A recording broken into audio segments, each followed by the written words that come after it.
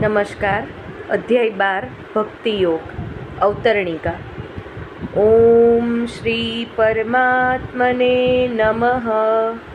श्रीमद्भगवद्गीता अथ 12. अर्जुन उवाच. एवं सततयुक्ता ये भक्तास्त्वां पर्युपासते ये चाप्यक्षरमव्यक्तं तेषां के योगवित्तमः. श्रीभगवानुवाच. मय्यावेश्य मनो ये मां नित्ययुक्ता उपासते श्रद्धया परयोपेतास्ते मे युक्ततमा मतः.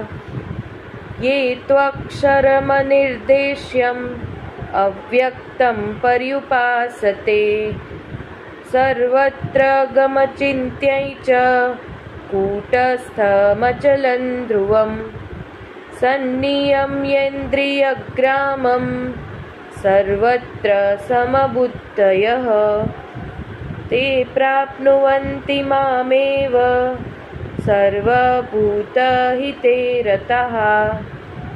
क्लेशोऽधिकतरस्तेषाम् अव्यक्तासक्तचेतसाम् अव्यक्ता हि गतिर्दुःखं देहवद्भिरवाप्यते. ये तु सर्वाणि कर्माणि मयि सन्न्यस्य मत्पराः अनन्येनैव योगेन मां ध्यायन्त उपासते तेषामहं समुद्धर्ता मृत्युसंसारसागरात्. भवामि न चिरात् पार्थ मय्यावेशितचेतसाम्. मय्येव मन आधत्स्व मयि बुद्धिं निवेशय. निवसिष्यसि मय्येव अत ऊर्ध्वं संशयः. अथ चित्तं समाधातुं न शक्नोषि मयि स्थिरम्. अभ्यासयोगेन ततो मामिच्छाप्तुं धनञ्जय. अभ्यासेऽप्यसमर्थोऽसि मत्कर्म परमो भव. मदर्थमपि कर्माणि कुर्वन् सिद्धिमवाप्स्यसि.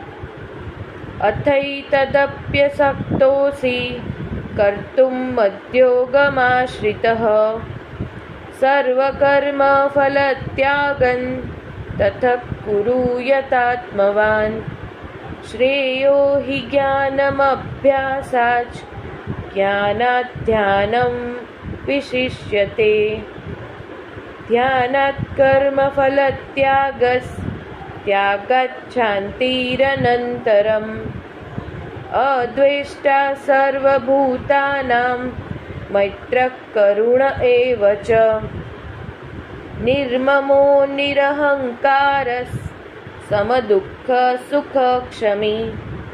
सन्तुष्टः सततं योगी यतात्मा दृढनिश्चयः. मय्यर्पितमनो बुद्धिर्यो मद्भक्तः स मे प्रियः.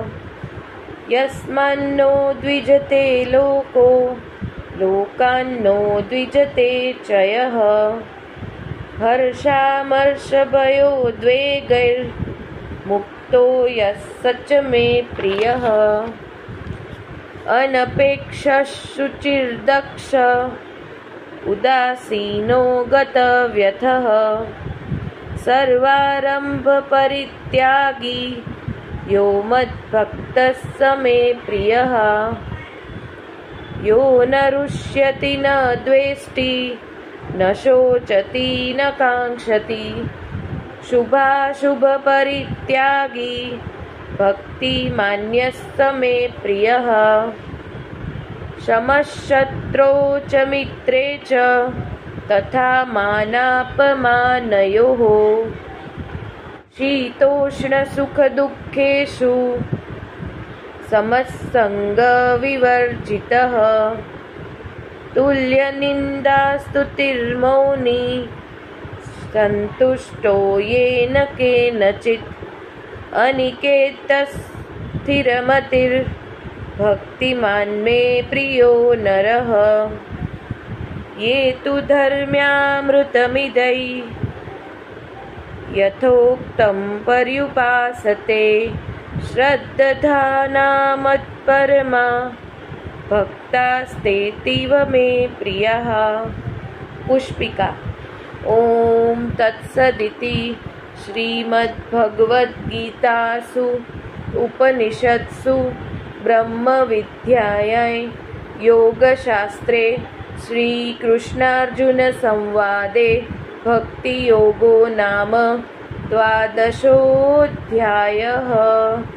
ॐ श्रीकृष्णार्पणमस्तु। आभार।